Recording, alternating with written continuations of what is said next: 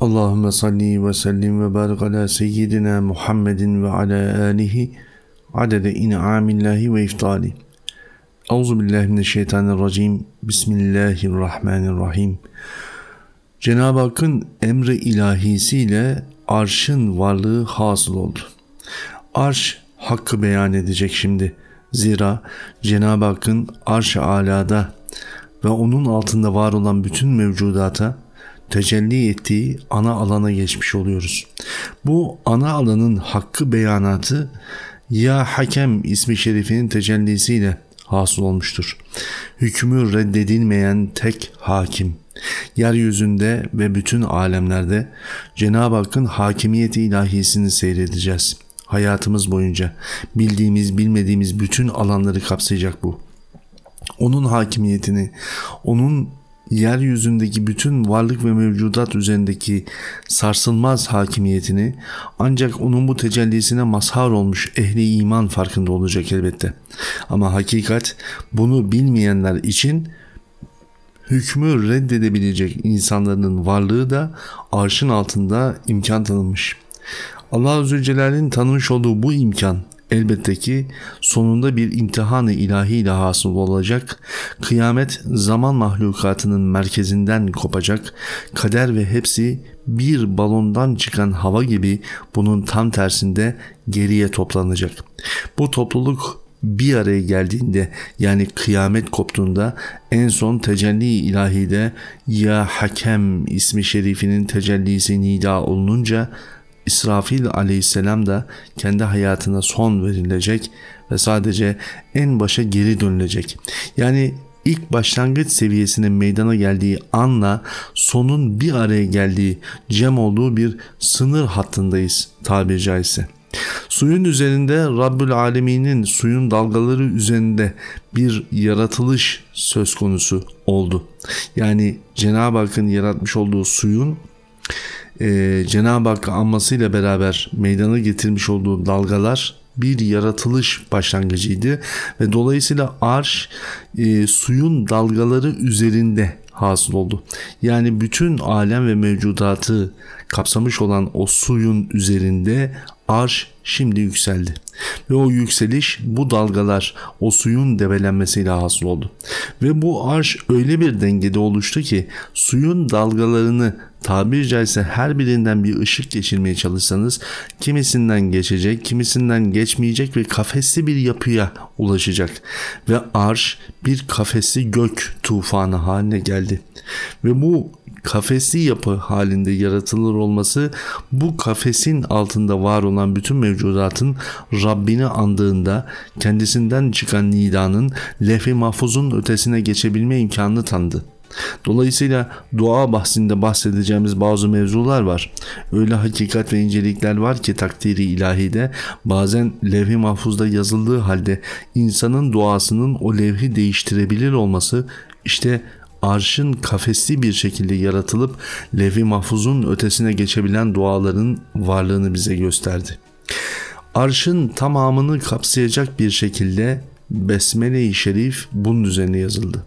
Ve Allah Resulü sallallahu aleyhi ve sellem Efendimiz'e gelene kadar da bu Besmele-i Şerif bütün peygamberlerin dilinde tekrar ve tekrar edildi.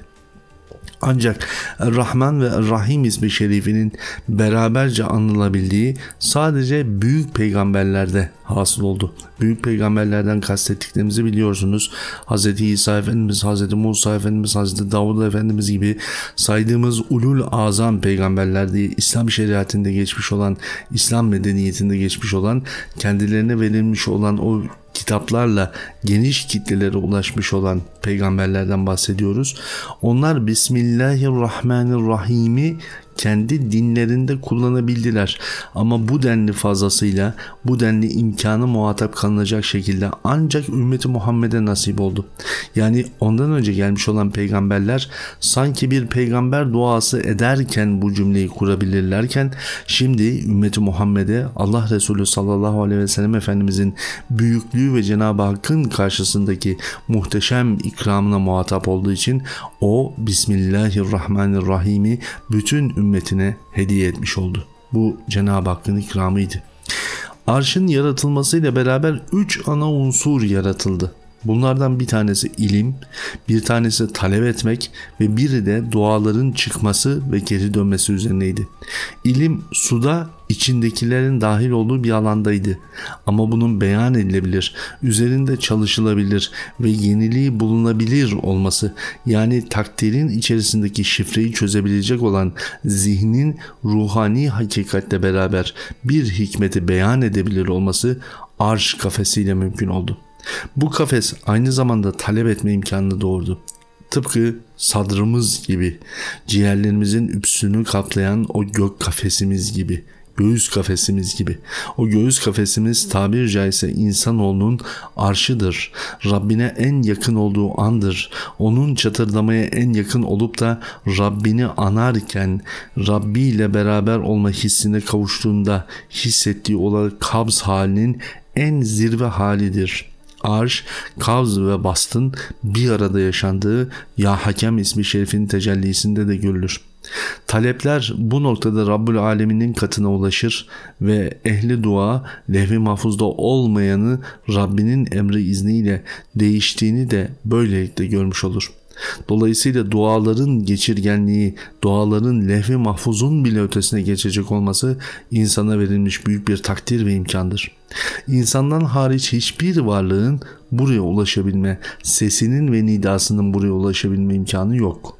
Ama bir vücut olarak ulaşabilme imkanı elbette ki sadece ve sadece Resul-i Kibriya aleyhissalatü vesselama hasıl oldu.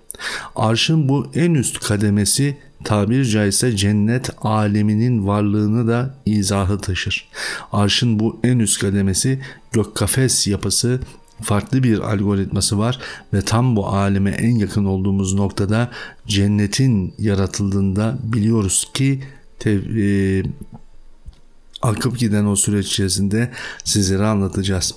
Efendim Hz. Peygamber aleyhissalatü vesselamın sinesine muhatebiyetine hasıl olacak sineler arşı olan bağlarıyla işte bu aşamada da yaratılmış oldu. Yani kim Allah Resulüne bağlı olacak ve onun bağlı olmuş oldukları nasıl Rabbi ile ilişki kuracak, işte tam bu alanda belirlendi. Dolayısıyla kimi zaman çok meşhur bir hikayedir. Hani Hızır Aleyhisselam'ın Ya Rabbel Alemin bu bizim defterimizde yok dediği deyip de Rabbul Alemin'in o bizim defterimizde var dediği bir başka defter. Kaderin üzerindeki kaderden bahsediyoruz. İşte o kaderin üzerindeki kader arşın kafesidir efendim. Arş insanın derecelenmesine vesile olmuştur yaratılış itibariyle. Eğer arş yaratılmış olmasaydı, arşın varlığı altına takdir-i ilahi hakimiyetini kurmasaydı, o ara alanda insanların derece sahibi olabilmesi, imanda ilerleyip derinleşip muhabbet-i ilahiyeye ermesi bugünkü gibi mümkün olmazdı. Bizler bu yüzden Rabbimize selavat-ı şerifelerle Resul-i Kibriya aleyhissalatü vesselamın vesilesi ve muhatebiyle ellerimizi açıp kendisinden bir şey talep ederken onun kaderi de değiştirebilir olduğu bilinciyle hareket ediyoruz. Evet o yazdı, evet o yazdırdı, evet kalem yazdı. Ama ya Rabbi sen biliyorsun her şeyin iyisini ve güzelini böyle takdir ettin. Amenna ve seddekna. Karşı çıkmak ve çıkabilmek ve imkanı ne mümkün. Ancak bunları da geri geldiğinde sen istersen değiştirebilirsin ya Rabbi diyebilmek mümkün oldu. Arş bir başka manasıyla dönüşümlü madde ilkesiyle radyoaktivitenin de doğmasına sebep olmuştur. Yeryüzünde maddenin bozulum ilkesi ve yeryüzündeki maddelerin radyoaktif özellik gösterebilmeleri, kendi içlerinde kimsenin bilmediği enerji partiküllerine sahip olmaları, sadece bağlarından koptuğunda değil, bağlarının bileşke özelliği sağladığında da yeni bir enerjiyi meydana getirebilmeleri arşın varlığıyla izah edilebilirdi. Arşın en önemli varlığı elektronla çekirdek arasındaki çekim gücü yavaş yavaş çözümlenmeye başlayınca yakında fizikçiler tarafından anlaşılıp uzayın ötesinde başka bir şey var demelerine vesile olacaktır. Evet, her şeyin ötesinde başka bir şey var ama insanların zannettiği gibi çok uzakta değil, sinelerde. Sinelerin tam da çatırdamaya yakın olup Rabbinden hak ve hakikat uğrunda gözleri yaşlı secdelerde bir şey istediğinde, kıyamda Rabbine boyun eğdiğinde, rükuda Rabbi ile beraber olmayı talep ettiği anda, İşte bu yüzden Resul-i Kibriya aleyhissalatü vesselam namazı müminin miracı olarak beyan etmişti. Orada insanın yapmış olduğu her hal ve hareketin yaratılışla olan ilişkisini beyan etmek içindi bu. Elbette bu alanda namazla ilgili meselelerde Resul-i Kibriya aleyhissalatü vesselamın ashab-ı ikrama söylediği sözlere geldiğimizde çok daha güzel anlatmaya gayret edeceğiz efendim. Şimdilik kalın sağlıcakla.